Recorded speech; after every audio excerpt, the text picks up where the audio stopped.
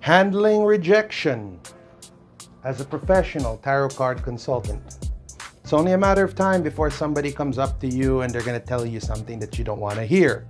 They're going to say things like, oh, I don't believe in that. Oh, you're into that stuff? It's work of the devil. It's wrong. It's chismis. It's hullabaloo, whatever you want to call it. Here are some pointers that I'll share with you as to how to deal with people like that. Number one, don't sell meat to vegetarians. That's a saying that we say in Mysterium Philippines Intro to the Tarot program. If you meet somebody and they don't believe or they don't endorse or they don't support what you're trying to do, simply agree to disagree and walk away. There are going to be a lot more people coming into your life. So keep in mind that one rejection doesn't necessarily mean that you're out of it forever. Number two, very importantly, do not chase or beg people to let you read for them. This is the beginning of endless amounts of problems for you.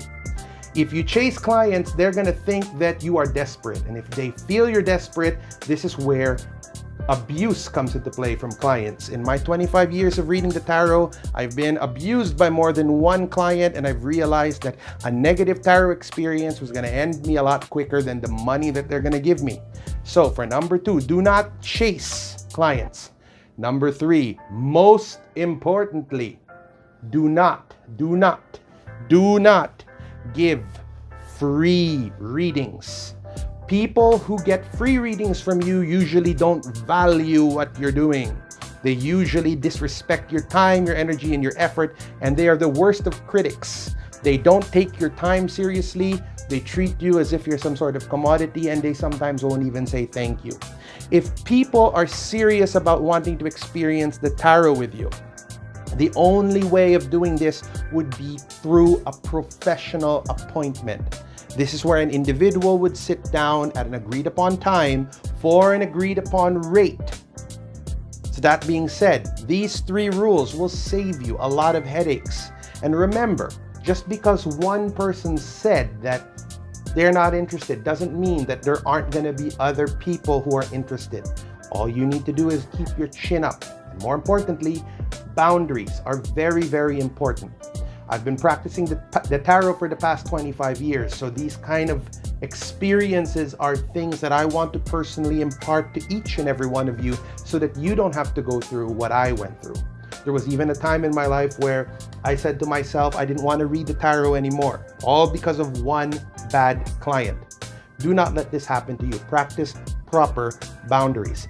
Last but not least, a little bit of an addition, reward those customers that give you a positive tarot experience.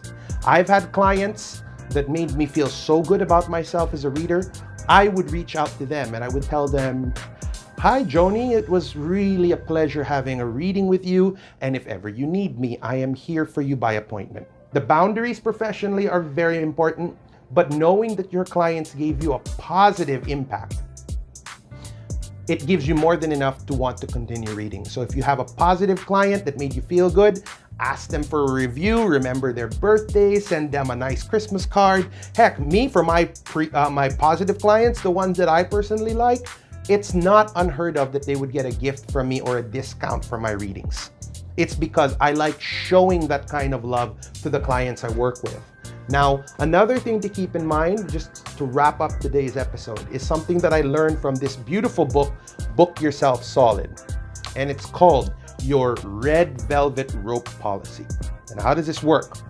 I want you to visualize as if your service, your tarot service, is like the most exclusive nightclub in the city. And there's a long line of people trying to get in. And at the front of the door to the nightclub, there's a bouncer with a red velvet rope. Then in comes this person, this VIP, your favorite, most ideal client in the world. And the bouncer looks and he says, oh, Mr. So-and-so, yes, you're on the list. Go right on in. These are the clients that you want to strive for, because why? You will give them your very best and they will experience your very best and they will tell everyone about it. Because in reality, word of mouth is the most potent form of marketing, especially as a professional tarot reader. So if you are giving your best to the best of clients you have, they will only speak the best of you most of the time. And as a result, it will start an ecosystem of beautiful clients and beautiful tarot experiences for you. But if you tolerate anyone from any walk of life to have a reading with you, and you allow even the worst of clients to stay with you, then eventually you're not going to be at your best. They're going to speak against you, and it's going to ruin your reputation as a professional tarot reader. Keep reading the tarot, boys and girls.